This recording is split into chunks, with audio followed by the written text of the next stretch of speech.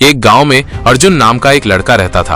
अर्जुन पढ़ाई में बहुत तेज था और हर कोई उसकी बुद्धिमानी और तेज दिमाग की प्रशंसा करता था। लेकिन अर्जुन में एक बड़ी कमजोरी थी, वो अपने समय का सदुपयोग नहीं करता था। उसके दिन दोस्तों के साथ खेलने, फोन पर गेम खेलने और अनावश्यक बातचीत में बीतते थे। उसके माता पिता ने उसे कई बार समय के महत्व को समझाने की कोशिश की, लेकिन अर्जुन ये नहीं समझ सका कि समय कितना कीमती है। वो हमेशा सोचता था, मेरे पास बहुत समय है, मैं सब कुछ बाद में करूंगा, अभी मुझे जीवन का आनंद लेने दो। एक दिन उसके स्कूल में वार्षिक परीक्षा के परिणाम घोषित हुए। इस बार अर्जुन ने औसत से कम अंक प्राप्त किए, जो उम्मीद से कहीं ज्यादा खराब थे।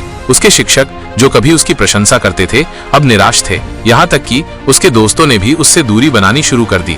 जब अर्जुन घर लौटा तो उसने अपने माता पिता को अपना रिपोर्ट कार्ड देखते हुए देखा। उनकी आंखों में स्पष्ट निराशा थी। अर्जुन को खुद पर गुस्सा आया, लेकिन उसे ये नहीं पता था कि अपनी आदतें कैसे बदलें। उस रात अर्जुन अपने दादाजी के पास गया, जो गांव के सबसे सम्मानित और बुद्धिमान बुजुर्गों में से एक थे। उनके पास बैठकर अर्जुन ने अपनी परेशानियां बताईं। उसने कहा, दादाजी, मैं ये नहीं समझ पा रहा हूँ कि इस बार मैं क्यों फेल हो गया, जबकि मैं एक अच्छा छात्र हूँ। उसके दादाजी ने ध्यान से सुना और फिर मुस्कुराते हुए कहा, बेटा, समस्या ये नहीं है कि तुम एक अच्छे छात्र नहीं हो, समस्या ये है कि तुमने समय को हल्के में लिया है। समय बहुत कीमती है, अगर इसका सही इस्तेमाल किया जाए तो ये तुम्हें सफलता की ओर ले जा सकता है, लेकिन अगर इसे बर्बाद किया जाए तो ये तुम्हें पीछे खींच लेगा। भ्रमित अर्जुन ने पूछा, लेकिन दादाजी, हमारे पास हमेशा समय होता है ना? मैं हमेशा इसका इस्तेमाल बाद में कर सकता हूँ, ठीक है?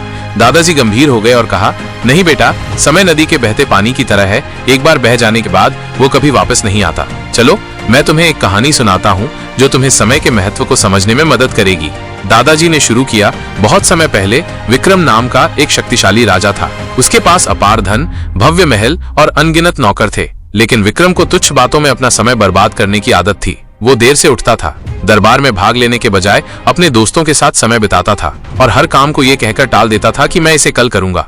एक दिन एक साधु राजा के दरबार में आए। साधु ने कहा, महाराज, आपके पास सब कुछ है, लेकिन आप अपने सबसे कीमती खजाने समय को बर्बाद कर रहे हैं। यदि आप इसका बुद्धिमानी से उपयोग नहीं करते हैं तो एक दिन आपको बहुत पछतावा होगा।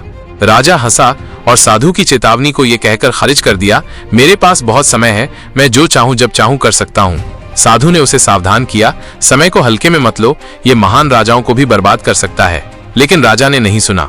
वर्ष बीतते गए और राजा बूढ़ा हो गया। उसका स्वास्थ्य खराब हो गया, उसका राज्य कमजोर हो गया और उसके सैनिक युद्ध हारने लगे। उसकी प्रजा ने उस पर विश्वास खो दिया। तभी राजा को एहसास हुआ कि उसने अपना समय अर्थहीन चीजों में बर्बाद कर दिया था। उसने साधु को खोजने की कोशिश की ताकि उनसे सलाह ले सके, लेकिन साधु कहीं नहीं मिले।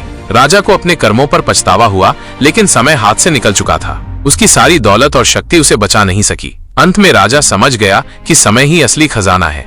यह कहानी सुनकर अर्जुन गहरे विचारों में खो गया। पहली बार उसे एहसास हुआ कि उसने कितना कीमती समय बर्बाद कर दिया था। उसने अपने दादाजी से पूछा, दादाजी, क्या मैं अभी भी अपने समय का बुद्धिमानी से उपयोग करके अपना जीवन बदल सकता हूँ? दादाजी मुस्कुराए और कहा, बेशक बेटा, समय का पहिया कभी नहीं रुकता।